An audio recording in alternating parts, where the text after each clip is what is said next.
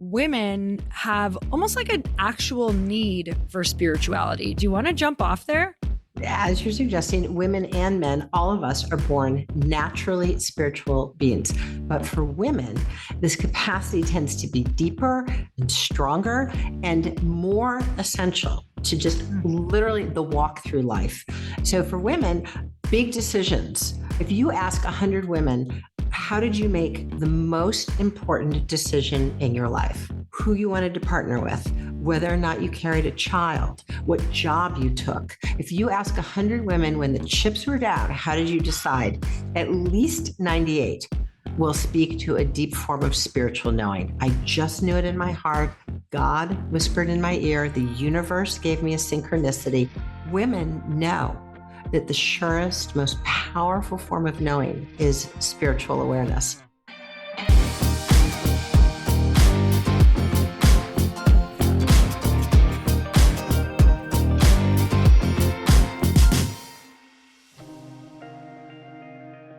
Dr. Lisa Miller, thank you so much for coming on the Earn Your Happy podcast. I love what you do for women. I think you are amazing.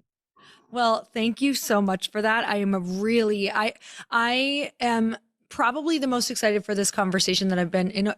I mean, I love all my podcast guests, but this conversation is a little unique and it's a little bit different because we are going to explore all about spirituality and how it really impacts the brain, how it impacts depression, anxiety, relationships, and also when we were just talking off camera, you were talking about how women have almost like an actual need for spirituality. Do you want to jump off there? Most important point. So as you're suggesting, women and men, all of us are born naturally spiritual beings.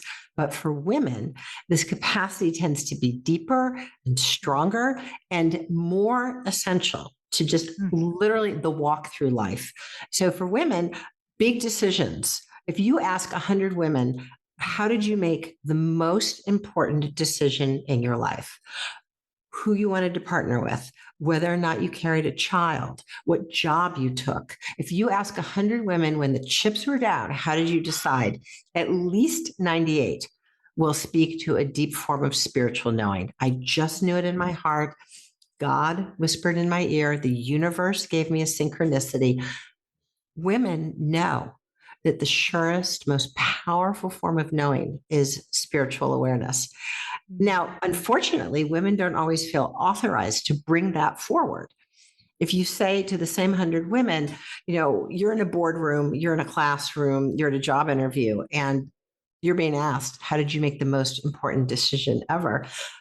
Maybe half, maybe as few as a third would feel comfortable publicly owning that the most important form of knowing for them is spiritual awareness. Why is that? Why on earth is that? Okay. And this is where we are at the third wave of a bright, inclusive feminist movement. The first wave was voting. The second was good jobs. And the third is that we can bring a woman's way of knowing into the center of society. And we've got to say it out loud now. Mm-hmm.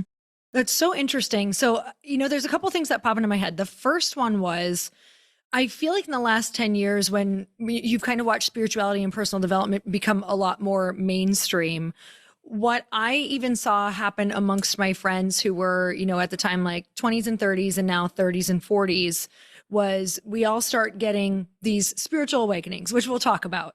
And, like, oh my gosh, this awareness that having this spirituality in our life does really impact our life.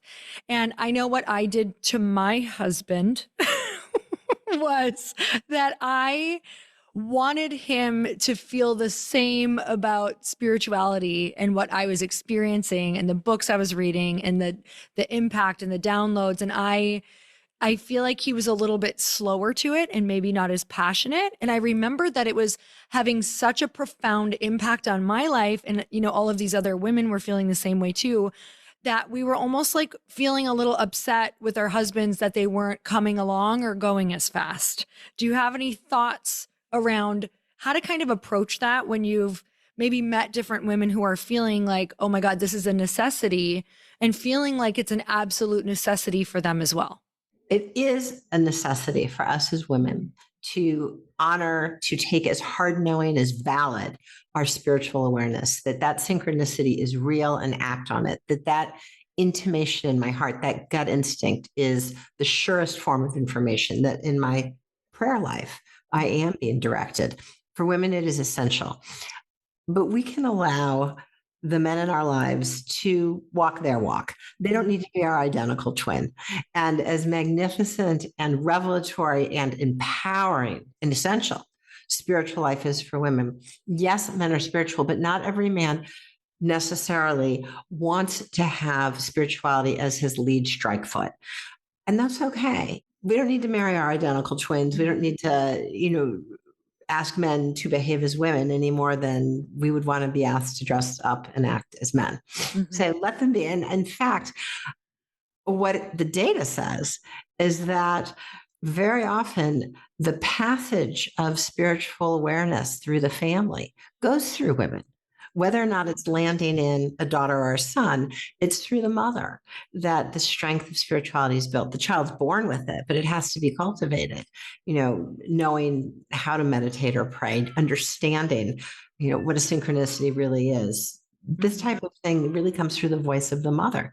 Mm-hmm. The intergenerational passing of the torch is from grandmother to mother to grandchildren. Mm. So what if you've had, in your family, just a completely different, it wasn't spirituality, maybe it was very religious. So that undertone was not like this need for deep connection. I know in my family, it was more of a fear-based religion. So it wasn't a place of comfort. It was a very fearful and very disconnected, almost encouraged to be disconnected by not seeking out anything that would have to do with spirituality.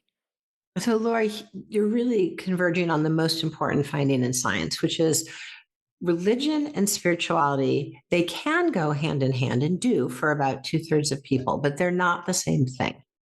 Religion are faith traditions. So, whether it's the ceremonies, the texts, the community, religion is a gift of parents and grandparents. It is environmentally transmitted through the lens of science. If you look through what scientists call a twin study. Mm. However, spirituality, the capacity to be in a transcendent relationship that is loving and guiding and never leaves us alone, a transcendent relationship, that capacity in each and every one of us is innate. And in fact, this innate capacity for spiritual awareness has circuits in the brain that are the same for every one of us. So we can strengthen these circuits, Mm. and there's human variability, just as there might be with music or art or math, but we all have the same spiritual brain.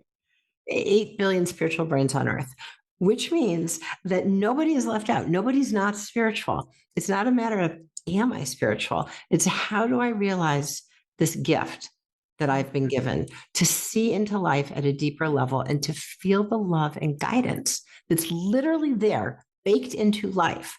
But it's up to us to open our eyes, pay attention, and engage. Mm. So I want all of those answers on how, but I'm going to go back to, I want to go Yes. back to what you had talked about with decision making. So how, Yes. women we're maybe not going to tell people how we came to that decision, or we are going to ignore, what we feel in our gut, or we've just pushed it down for so long that some of us maybe don't feel like we have access to it. So can you tell me a little bit about how to kind of awaken that portion of us, how to trust it, even when we've made the wrong decisions, and sometimes we still will? So, Lori, as women, many of us, I would even say most of us, have at some point been told that deep inner knowing somehow is not real, Mm. right? Oh, that's just an instinct. That's just a hunch. How do you really know that? What's the data, right? And so many women have felt invalidated for voicing their spiritual awareness that they've stopped even listening. Mm. And we have a choice, every single one of us. We can help ourselves and we can help each other along when we use our spiritual voice. If I tell you, Lori, I just had this deep sense of knowing that I really wanted to talk to you. Mm. Something in me said, I just know, I can feel, I can resonate that she's on a spiritual path. That's data. I had this deep sense of knowing. If I were to say, Lori, it was such a synchronicity, just as I was thinking of your podcast, my booker called and said, you know what? They said, yes, they'd love to have a discussion. Right. Okay. Synchronicity, 2 points of confirming data. That says, let's have a conversation. Right now, I know that your podcast is very popular, but I never got on and looked to see how many people listen. That's a data driven point of view. I didn't make the decision because I looked to see, the broad range of people who listen or who are sponsoring. I didn't do all that. I just knew in my heart. So women make decisions because we just know in our heart. The proof is in the pudding. It pans out over time. Sometimes husbands, to your point, know that their wives or their partners have this deep sense of knowing and will defer to it and honor it, as has traditionally been the case in many societies. So I'll give you an example. I know a couple in which they were carrying a child that the first round of tests identified to be a very high risk child. The data from the blood work was not promising at all.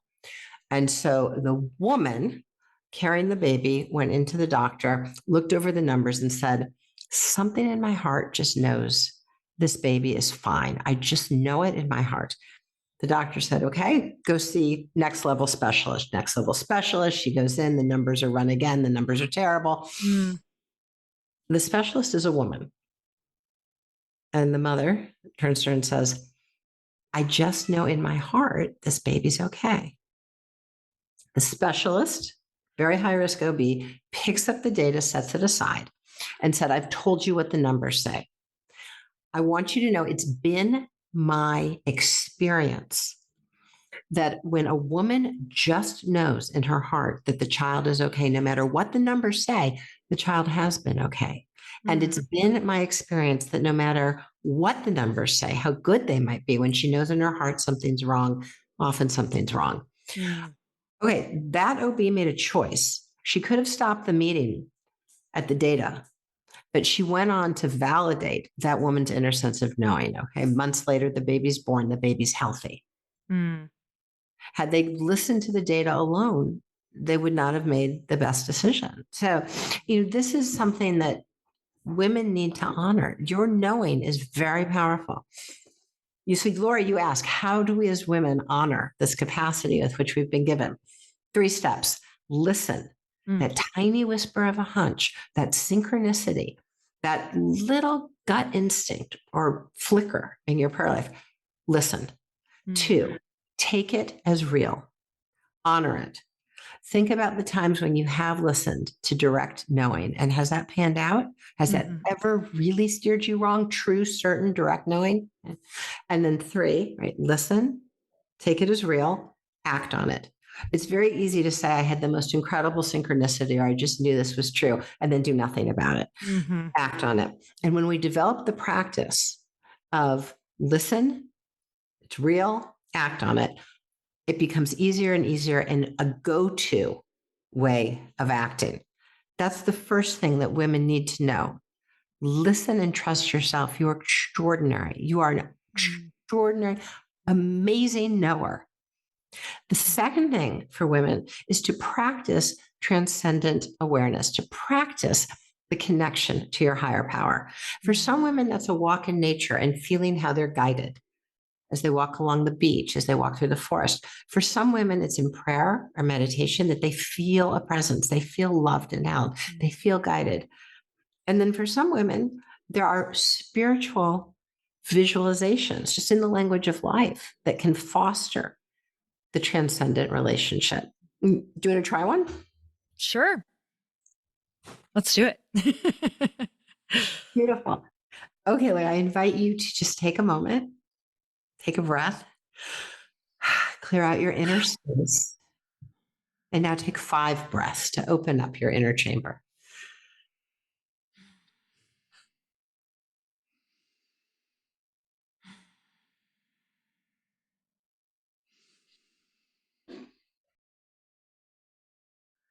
In your inner chamber, I invite you to set before you a table. This is your table. And to your table, you may invite anyone, living or deceased, who truly has your best interest in mind. Anyone living or deceased who truly has your best interest in mind. And with them all sitting there, ask them if they love you. Ask them if they love you.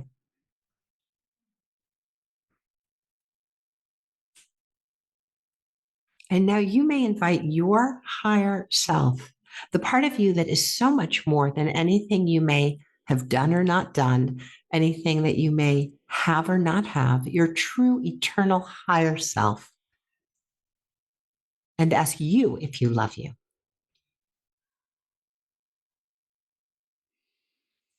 And now finally, you may invite your higher power, however you know, whatever word is yours, your higher power, and ask if they love you.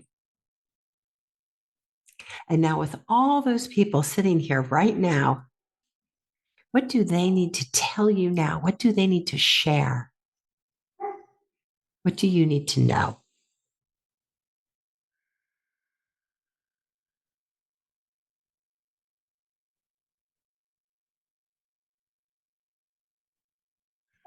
And when you're ready, I invite you back. Hmm. That's a really good one. That's a really good one because it makes things really clear. I was like, oh, I'm not going to ask him that question because I already know the answer.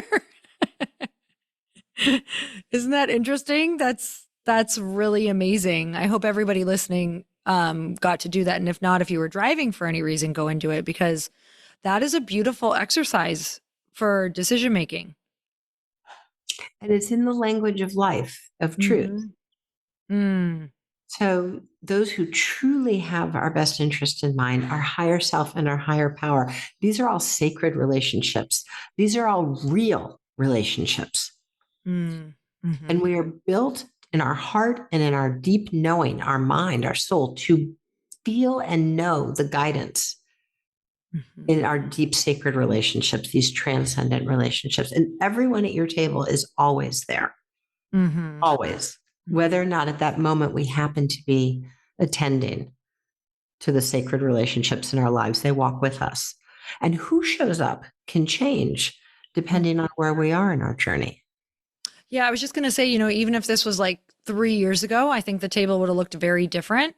Wow. Um, just uh, because actually in the last couple years, well, 3 years, I've made it like such an intention of deepening certain relationships. Wow. Yeah, that's interesting. So for anybody who maybe doesn't feel like they had a lot of people at their table or had to kind of work really hard to find who that would be for them who felt like they really had their back, like that can absolutely be turned around too. So I Oh, think Lori, that's such an important point. This is an opening. This is not some type of statement of my life, how well I've done or a fait accompli. This is Mhm, an opening. And if there's no one in one of those chairs, or I'm not quite sure who would be there, that's an invitation then to cultivate the deep love and unconditional care that puts yeah. someone at the table. Yeah, so for, female relationships, especially as you're older and so many people that I have met on my journey that I've probably attracted because we had similar backgrounds, they're transitioning from friend groups a lot of times. And maybe they find that they are not fitting into that initial friend group that they used to have, whether it's because they're now into spirituality or they're now an entrepreneur or now their beliefs don't align with maybe where their friends were. What would you say for trying to attract just those aligned people instead of like chase people who maybe they think are in a certain group? Do you have an exercise or any thoughts around what it looks like to really attract the people that you'd want to deepen that relationship with to have at that table? Yes. Lori, that's so important. The table can let us know how truly loving and real our relationships are. So I'll give Mhm. you an example. There was a very well known clothes designer who did this exercise. And after this person did the exercise, the comment was, wow, the only person at my table was my mother. Wow. I am surrounded by people all day fawning on me, and nobody showed up at my table. Oh, My mother. oh my gosh. And Yeah. then the person said, this is an opening about what I have to do to have meaningful relationships in my life. Mm. Mm-hmm. So that is not some sort of diagnostic. No one wins or loses because of who shows up at their table. This is a beginning in our own, we are the captains of our ship. We are the ones on this precious journey. And when things go wrong, we're not off the spiritual path. We're on it. That Mm. discomfort, that frustration, that disappointment that no one's in chair number one, we're on the spiritual path. And that's saying, what a gift in this inspired way to see that I have chairs to fill. Mm.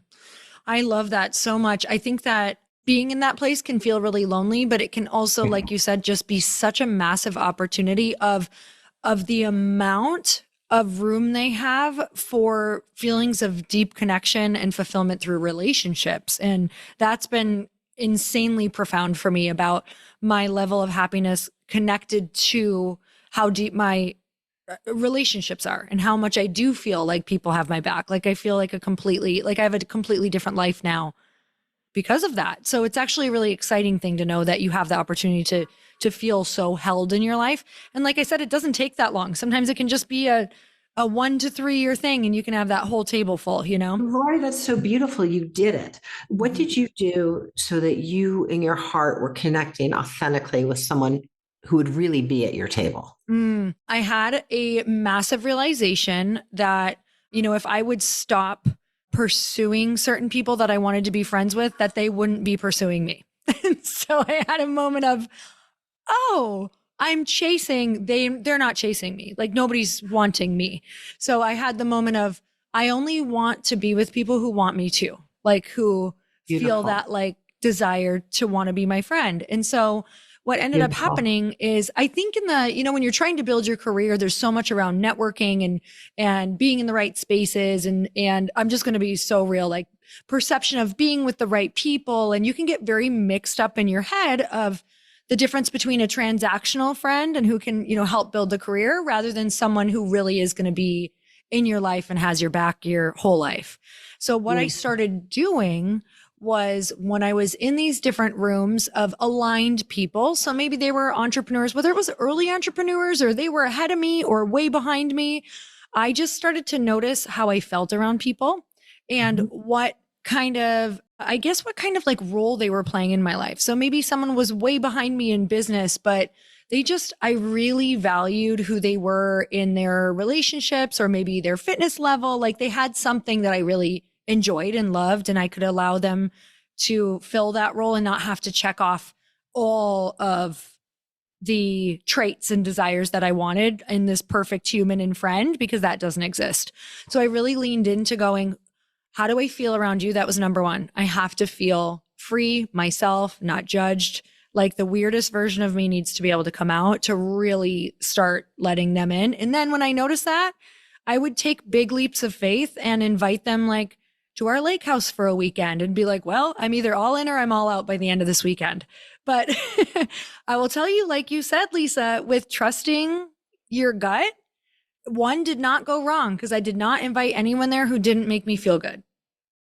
So you listen to your heart, you listen to your deep inner knowing. What I love about your story, Lori, is that so often in our society, relationships are relentlessly transactional. Now, Mm, there's nothing wrong with a business deal and a gracious, polite business deal. We're aware that we're doing a transaction in that moment, but that is not a deep, abiding friendship that lands at the mhm, table.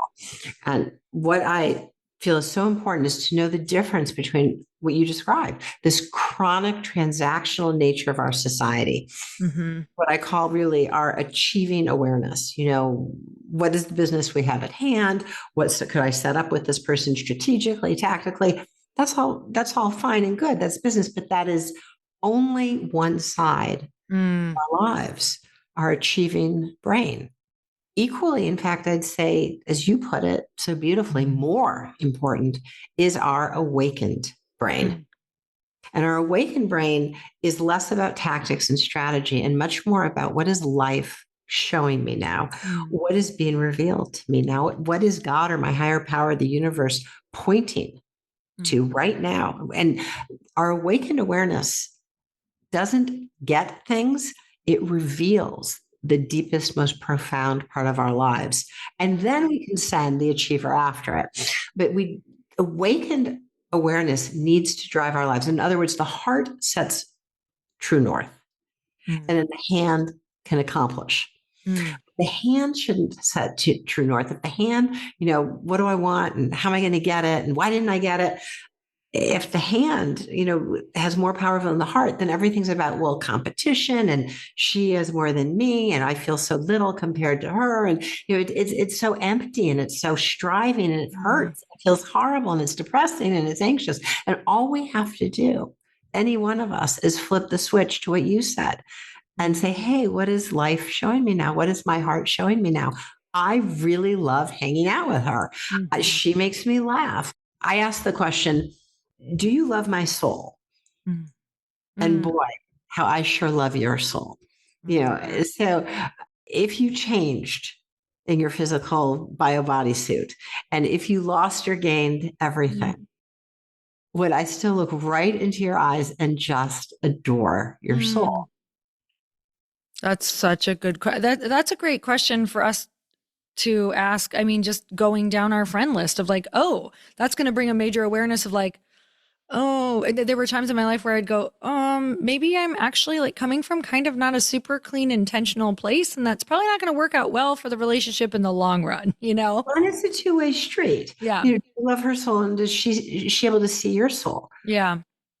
Yeah, and sometimes, sometimes I'm not sure, and it takes a little time. Yep. And sometimes it grows. It can start as perhaps, there's many people. We met in a group, we were all out together, and we're just getting to know each other. But the bottom line is, in time, does this person really love my soul? If I lost all my money, Yes. if I was hit by a bus and looked very different, would she love me? Would she show up? Would she have coffee? Would she laugh? Would she really want to be with me?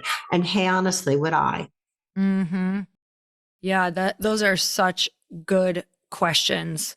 And yeah, I'm like going through my friends. I'm like, okay, that feels so good at this point to be able to answer that because of how they were formed. So yeah, so grateful And for that's a that. choice and a practice. Hmm. So, Lori, I call what you're doing relational spirituality, Mm, a connection between two souls on earth. mm, And it can be with our partner, it can be with a good girlfriend, a woman friend, it can be with anyone. It can mhm, be with even with someone at work. mm, I mean, mhm, even if someone hires or fires me at work, it can be done with relational spirituality. They're treating me as a soul on earth. mm, Sometimes at work, someone can come at us in a way that is not soul on earth. And the question is, how do we hold that deep seat of intention and of sacred connection? We as women are like a fountain, a mm. source. We can allow pass through us like a vessel, the sacred presence, even when everyone around us isn't acting that way. So for you, when you are, how do you relate that? Is there things that you do when it's even relationships that you're going to get in business wise? Is there something Mhm. that you kind of sit back and do questions that you ask yourself? Yes. So before I maybe make a business arrangement, before I sign on for a project, before I shape a project, I will, for me, my practice is prayer. Mm, For me, in the language that's mine, and everyone has their own beautiful sacred language. For me, I breathe, I go into nature to help awaken.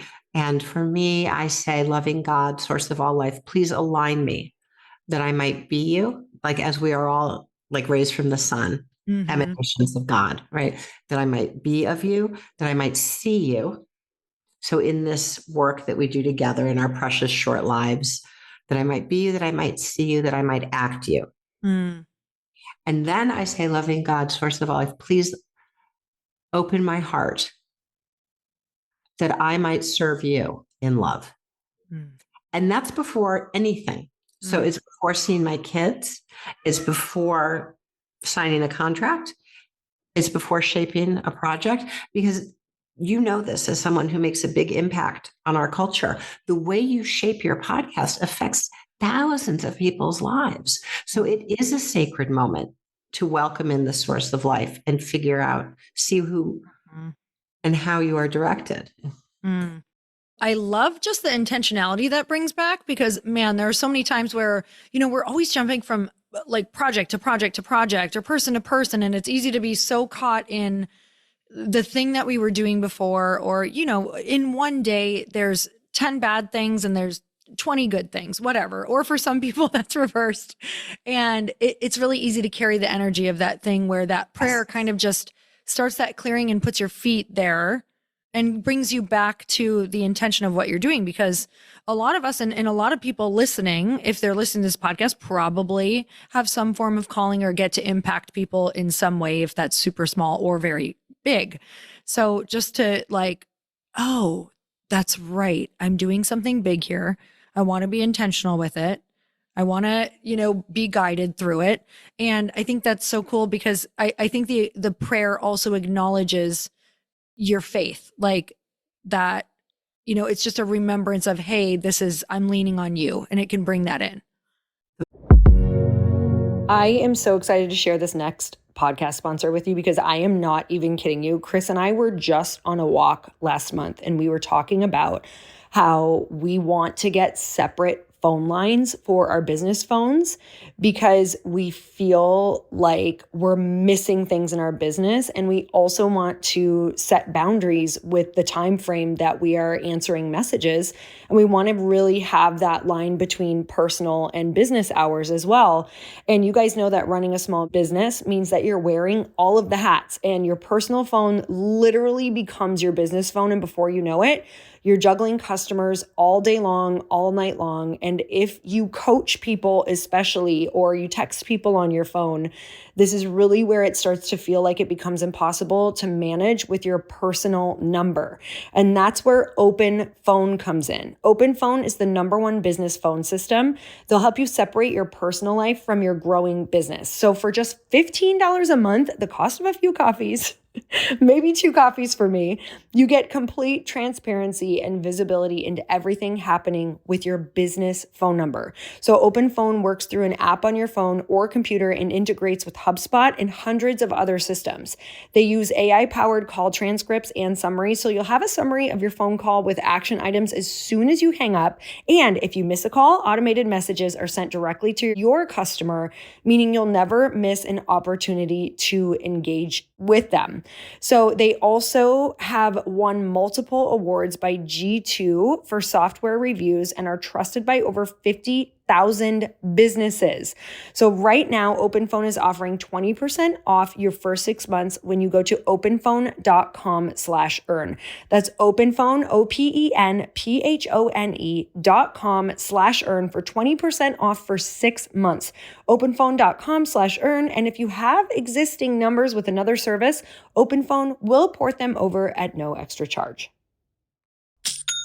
One of the things that I've done this year that has made the biggest change in my life, that has made me so much happier and more productive, is to designate days of the week for certain things. So some days are my creative days, some days are my podcast days, my meeting days, my planning for mastermind days, or our programs, whatever it is. I have them all set so that my brain really uses a certain part of my brain on those days. But let me tell you what doesn't change. That is how much I log into Shopify every day. I use Shopify as the platform for Glossy, and I'm so grateful because it makes it so easy for me to actually see every single customer, what is working, where they came from. It's literally life-changing. And I know that you've probably been a customer who has had an incredible experience on Shopify because they make the shopping experience so easy. And let me just tell you, this is what you want for your customer because too many people are lost in the process. So you can upgrade your business and get the same checkout that we use at Shopify. Sign up for your $1 per month trial period at shopify.com/happy. That's all lowercase. Go to shopify.com/happy to upgrade your selling today. Shopify.com/happy. The start of a new year is the perfect time to get organized. And if you guys didn't know, I choose a word every single new year. And my word this year is actually organized. So it's huge to set goals and prioritize what really matters most. And for me this year, it is organization, systems, and streamlining. And so it's a top priority for everything that I'm about to tell you and my financial wellness, which feels more important than ever. And thanks to Rocket Money, my goals feel super achievable, and they show me all of my subscriptions of everything that I have right in one place. And it helps me easily cancel ones that I forgot I've been paying for. I know that you guys are probably doing this right now on your phone. Rocket Money pulls all together, all of my spending across all of my different accounts, so I can clearly track my spending habits and see where I can cut back. And Rocket Money is a personal finance app that helps find and cancel your unwanted subscriptions. It monitors your spending and helps lower your bills so you can grow your savings. You can see all of your subscriptions in one place and know exactly where your money is going. So for ones you don't want anymore, Rocket Money can help you cancel them. Rocket Money's dashboard gives you a clear view of your expenses across all accounts. You can easily create a personalized budget with custom categories to help keep your spending on track. See your monthly spending trends in each category to know exactly where your money's going. Get alerts if bills increase in price and there's unusual spending activity, or if you're close to going over your budget. Rocket Money has over 5 million users and has saved a total of $500 million in canceled subscriptions, saving members up to $740 a year when using all the app's premium features. Cancel your unwanted subscriptions and reach your financial goals faster with Rocket Money. Go to rocketmoney.com/EYH today. That's rocketmoney.com/EYH. rocketmoney.com/EYH. Most important point of all, right? That we are not creating life alone. Women really get this. Women know the second we allow each other to speak and the second we encourage each other that we are guided, that we are given through us a presence and force of life, of love and direction.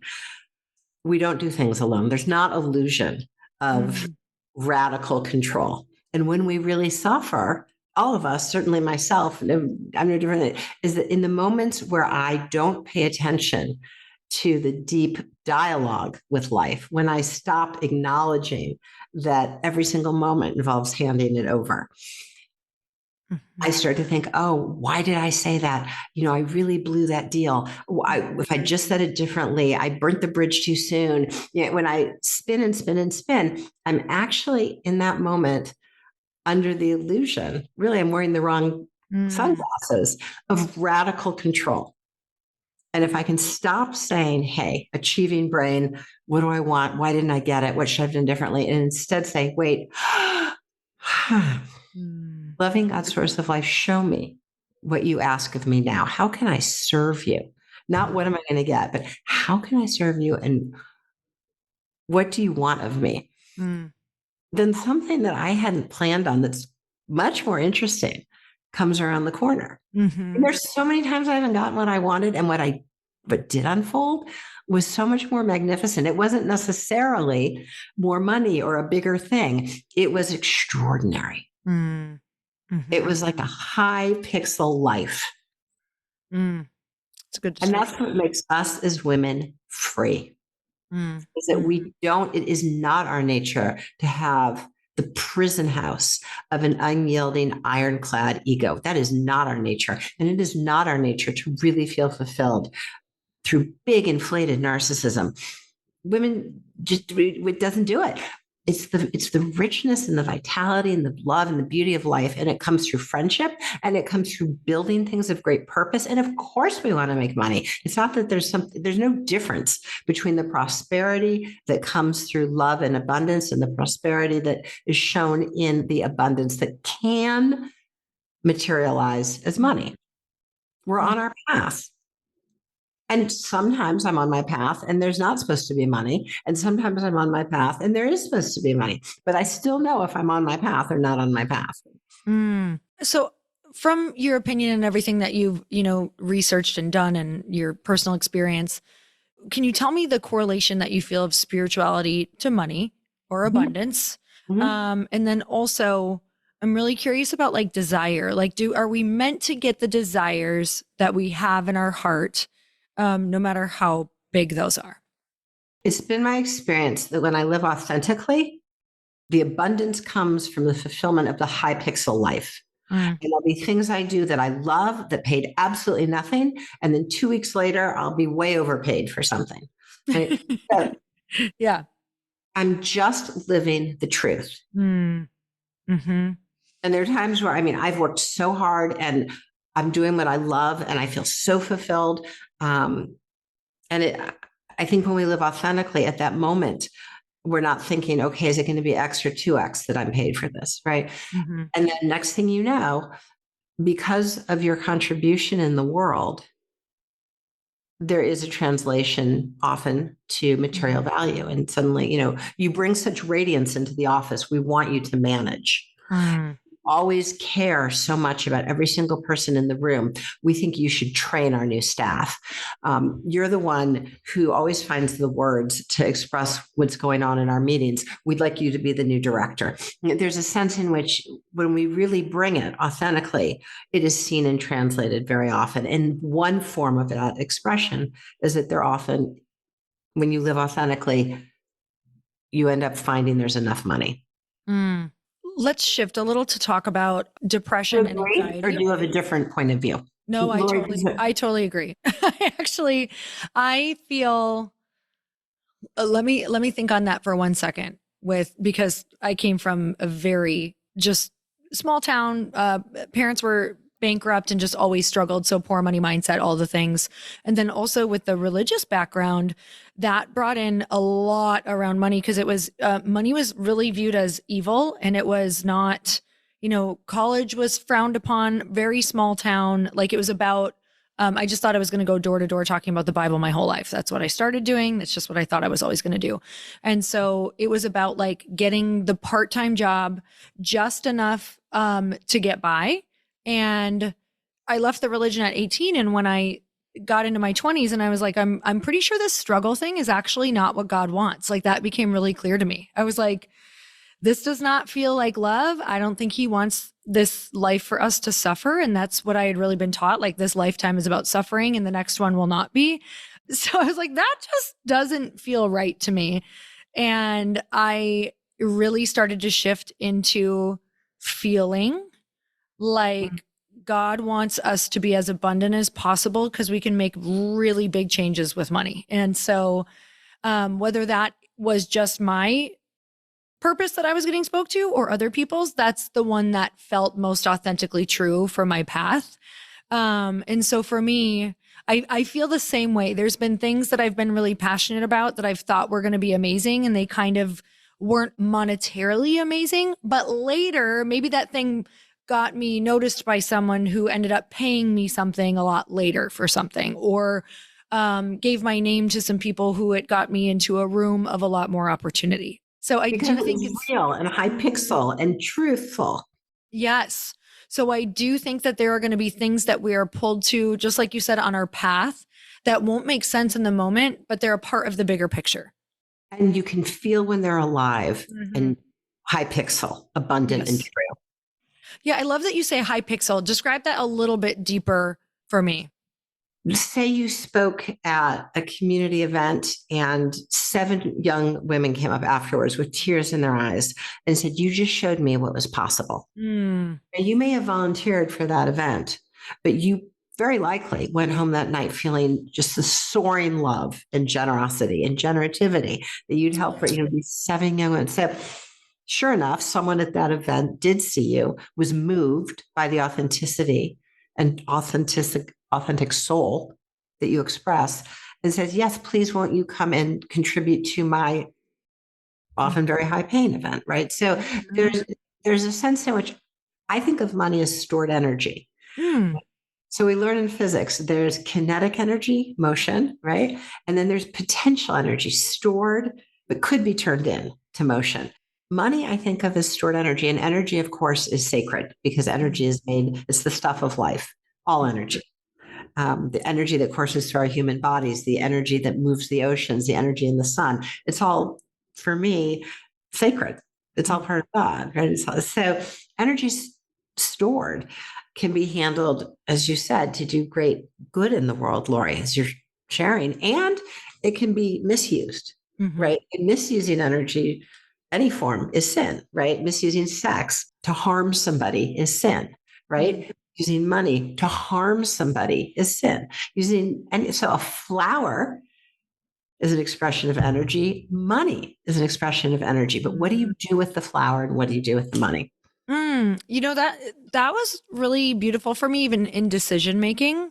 I was just thinking, there's been times in our life, my husband and I just kind of are habitually people who love to move because we love real estate, we love decorating, and we love just like trying new areas right now. And we don't have kids.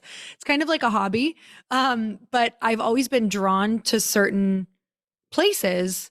And sometimes I've been drawn to a place where I'm like, okay, it's at the top of what might feel financially smart. But what I've done with some of those places is I'm like, oh, I know why I'm being so drawn to this. Number one, it's beautiful. I'm not going to deny that. But number two, some of those homes that maybe we stretched ourselves a little on became such places of expansion for other people. But that was a decision we made, as we're like, we're going to host all these dinners here for all of these people, and we're going to connect and get together and do all of these things. And it's like that decision coming from that place, not an irresponsible place, because there is a feeling that I get of, no, this is just like irresponsible, but using it for that and getting really intentional with that has made our life much better, bigger, richer, more fulfilled, and brought other opportunities. So that's really interesting. The house, like a forest, ocean, synagogue, church, mosque, became a sacred place. Yeah, totally. We opened up the window and let in the bright force. Yeah, that gives me chills because that's like what we thought we were doing, but getting to talk about is like that's really what we did. It was a big expansion for everybody who got to come and do that as well, which is what we were so excited about. So, And you literally welcomed people to your table. mm, Relational spirituality. I love yeah. you. You're welcomed as a soul. And then the incredible connections and alchemy that happen when we welcome each other as souls. Mm. That is so cool. Like just thinking whether someone's listening as a house, or maybe they go out on a limb and they're like, next month I'm going to put together a dinner and just stretch and ask these people who I feel like I want to be connected to, and facilitate a Authentically. dinner. Yeah. Just opening the gateway for something. Lori, I think that's helpful if I'm inviting someone to my home who I don't know Mhm. very well, and I'm doing it from a very authentic place, I have the option of telling them why I'm inviting you.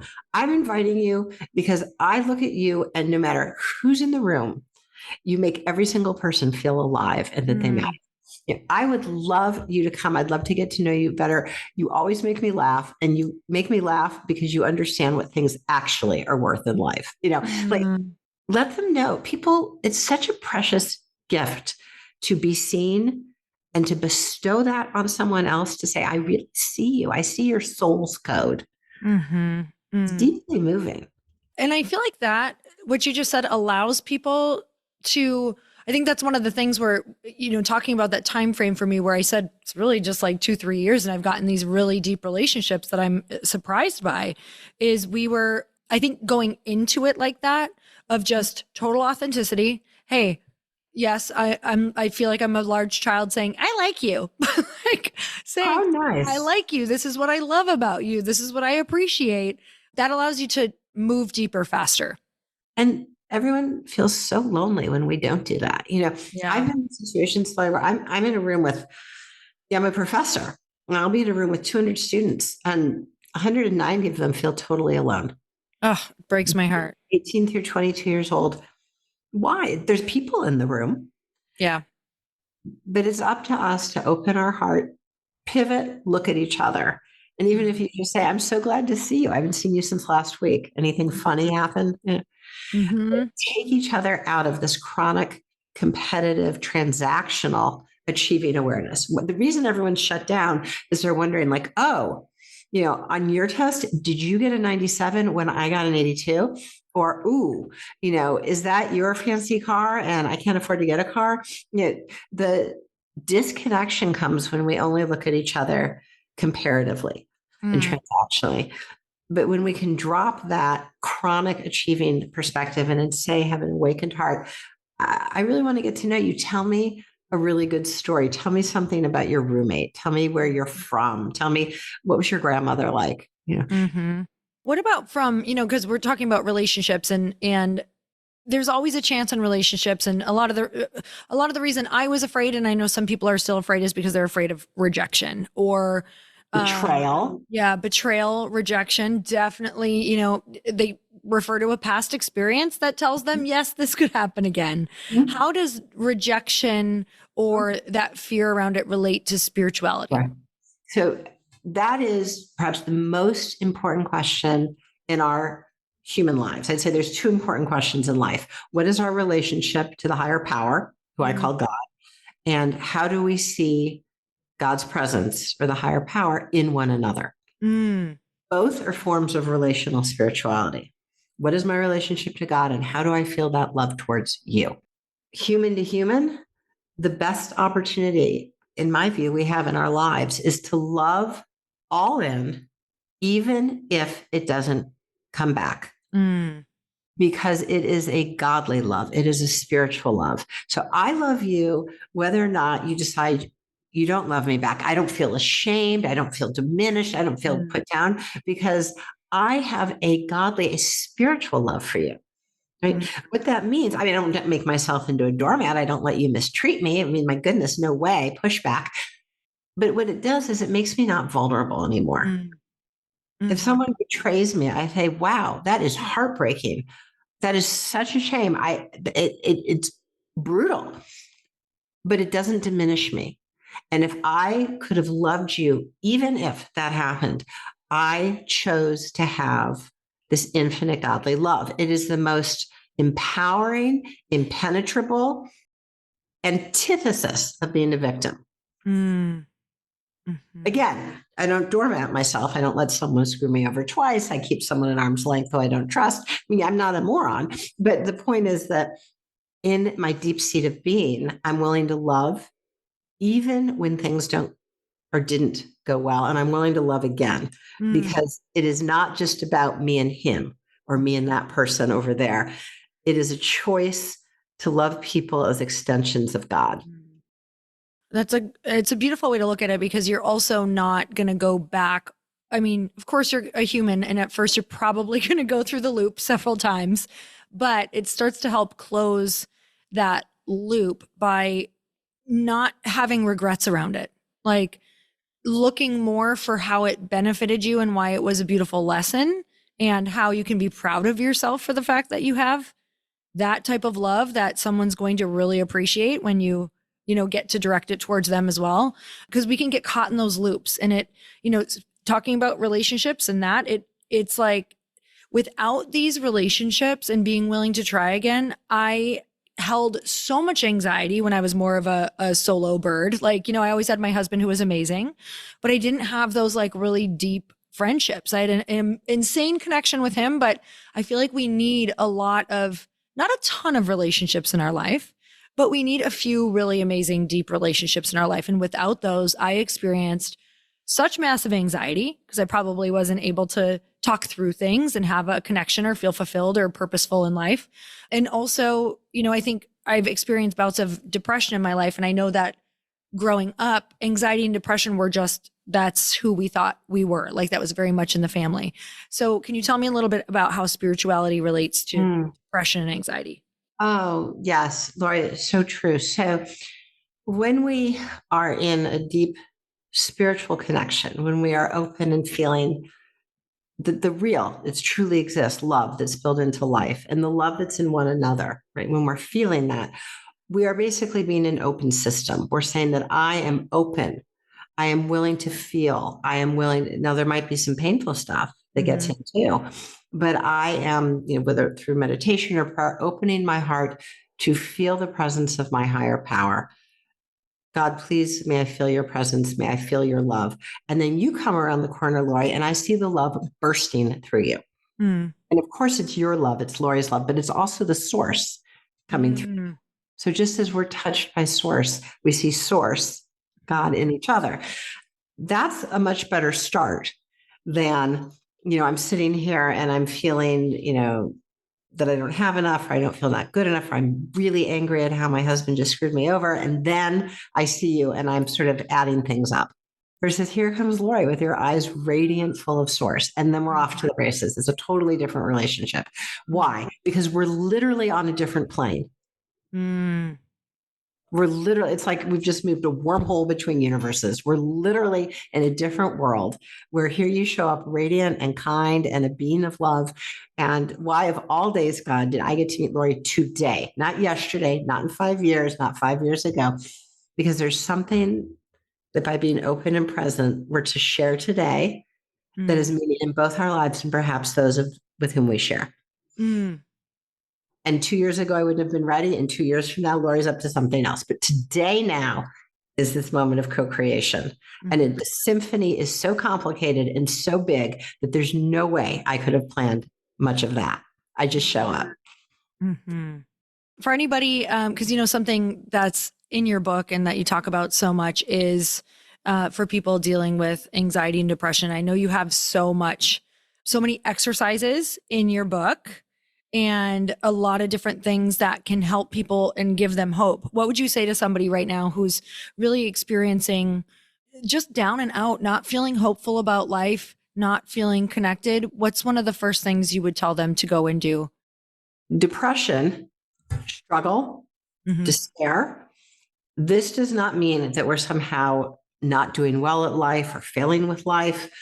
When we're feeling that edgy, snarly feeling, when we're feeling that empty, dragging feeling, that is a gift. That is a valuable sign that there's something in our lives to be opened, to be inquired, to be renewed. Right. So that does not mean there's something wrong with me when I'm depressed. That doesn't mean that I've done something wrong. It certainly doesn't mean I'm off the spiritual path. It means I'm on the spiritual path and I am being told something. If there's an emptiness, what's going to fill that? If there's rage, what's going to lead to forgiveness and renewal? I don't need to push away those bad feelings. And I'm not against medication, but medication alone doesn't solve the question of gift we're being given. Depression's a knock at the door to opening a whole new landscape in our lives, a whole new chapter. So what's on the other side of depression is a life that we don't even know what it looks like yet, but it's so much better for us because we paid attention to what was absent, to what was hurting, to what was the source of anger. And very often once we get it, I have anger at this transgression, whether it was from my spouse or my partner or my friend. I have emptiness because I don't feel good about myself. We can hand that over. Once we know what's wrong and empty, we can hand that over. In fact, we are built in our brain, Lori, we are literally built with circuits in our brain to hand it over and receive sacred transcendent guidance. So we're not meant to carry it on our own. Oh, no. No. We are built from the day we're born to be in a sustained relationship with our higher power, to be in a transcendent connection. That's how we're built. And then we wait till we bottom out in AA or NA and say, oh, I've got to hand it over. But we were built from every moment of our lives to be in this ongoing relationship. We don't drive the bus. It is absolutely, the bus we drive isn't going anywhere we'd want to go. We need to listen to the guidance. Oh man, you're just bringing me back to just moments where, those breakdowns are that huge opportunity of like, whoa, there's got to be something else. And all of a sudden the realization of where there is something else. And I think it's always come at a rock bottom or a breakdown moment where I'm like, I can't carry this by myself. What on earth do I do? And somehow your brain is like, somehow, because we are wired this way, which says so much about those moments where my brain has been like, well, why don't you try handing it over? Or here you go, God. Like I'll say things like that out loud. I'm like, I'm done, God. Here you go. Like take it because I can't do it anymore. And I know that people listening have had those moments. And it's like, because that's what we're meant to do. And we probably could have done that a lot sooner. So That's what we're meant to Yeah. do. That's literally That's our beautiful. brain is designed to awaken and receive guidance, to Mm-hmm. perceive a new direction, to be handed, right? Mm-hmm. Direction. We don't need to figure it out. We're not Yeah. built to figure everything out. And in fact, anything I figure out is not as good as what the universe has in store. Mm, I would that's take so God's true. guidance any day over my little plans. Yeah, I could not agree more. You guys, if that's the one thing we leave you with, like trust because it's so much better than anything that you have plans for. So, I'm so grateful for you. This was such a fun Oh, conversation. Lord, it's wonderful. It's so wonderful. I'll cherish this. Thank you. Oh, I loved it so much. I'm like, okay, I'm gonna look forward to a part two sometime. Well, thank Love you so to. much. And you guys, the book is I literally cannot wait to read through the whole book because I know what's in it. And for all of you who, if you found this conversation intriguing, it's just the tip of the iceberg around what you teach around and the tools that you give. Because I don't know how everyone else is feeling, but I have a feeling they're feeling that's a lot of saying feelings. I'm feeling the same way as me. And that is that I'm ready to not do it alone and I'm ready to tap in more, ready to tap in even more because And as women, you have that Mhm. extra gift. You Yes, have given a huge blessing, which is you are more capable to awaken Mhm. and feel and know God's guidance. That is so awesome. You guys, I am putting the link to her book, The Awakened Brain, below. We're also going to put the link to her Instagram handle so you guys can follow because she does a lot of quick little tips and just different, things that you can learn on there all about this, all about everything that we chatted about. And again, Dr. Lisa, I'm so grateful for you. Thank you so much for coming on. Loved it, Lori. Thank you so much. And you guys, until next time, earn your happy. Bye everyone.